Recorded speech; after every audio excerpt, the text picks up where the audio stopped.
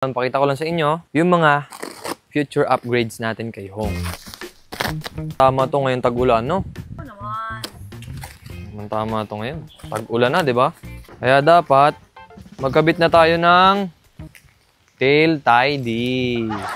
Galing to kay 01 Moto. Shoutout Boss Arch. Maraming salamat. Ito galing to sa kanya. Ito yung tail tidy natin. Grabe, bumabagyo. Ang lakas. Kahit bumabagyo, tuloy na natin. Ito, galing to kay Boss Arch. Galing to kay Boss Arch. So, shoutout Boss Arch. Pero hindi niya alam. Bumili ako nito. Hindi na ako nagtanong kay Boss Arch kasi mahirap magtanong kay Boss Arch. Alam mo na yan, Boss Arch. Ito, gumit tayo nito. Ito yung integrated tail light. Kasi syempre, kapag nag-tail tidy ka, dalawa lang naman ang tail tidy. Yung merong kabitan ng flasher at yung wala. Pangit naman kapag may kabitan pa rin ng flasher. Dapat yung wala na. Kakabit natin soon kay Hong. Dano. Smoke to, smoke. May kasama na rin siyang mga relay tsaka mga sockets. Yung isa. Uy! Dumating na rin. Nice. Ito yung, kung maalala nyo, yung R9 natin na pipe. Hindi natin makabit kay Hong kasi nga wala tayong link pipe. So ito, galing ulit kay 01 Moto para makita natin yung tunay na performance ng R9 kung may performance ba talaga o hindi. Ito naman, nag-eksperimento lang kami na umorder. Essential din to sa mga motor. Alam nyo guys, ako hindi talaga ako fan ng ganito. Sa totoo lang. Hindi ako fan ng ganito. Kahit dati sa mga small bikes ko, hindi ako naglalagay nito. Pero necessary to.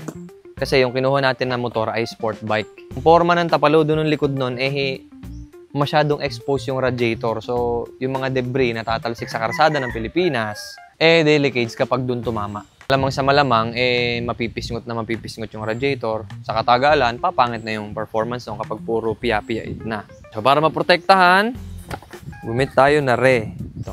Eksperimento lang to Nice! Oh. Radiator guard ng ZX4RR. Ako, sa totoo lang, di talaga ako fan ng ganito. Kahit balikan nyo yung mga dating videos ko, may kasama na rin mga tornilyo, good thing.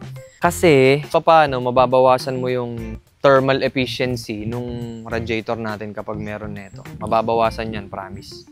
May butas to, pero mabablock pa rin Pero, it's better na gumamit nito kaysa naman masira yung radiator natin.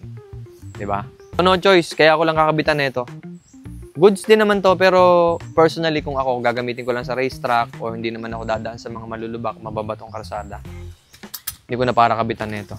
Kaso, ang karsada natin, maraming obstacles, kaya kailangan natin yan. Ito, may pahabol kasi may nagmarunong na malupit.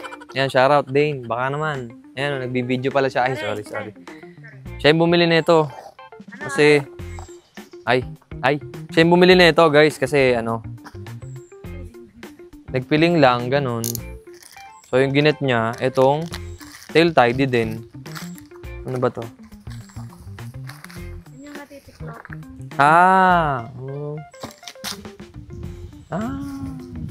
Galing Ay, nice. Galing.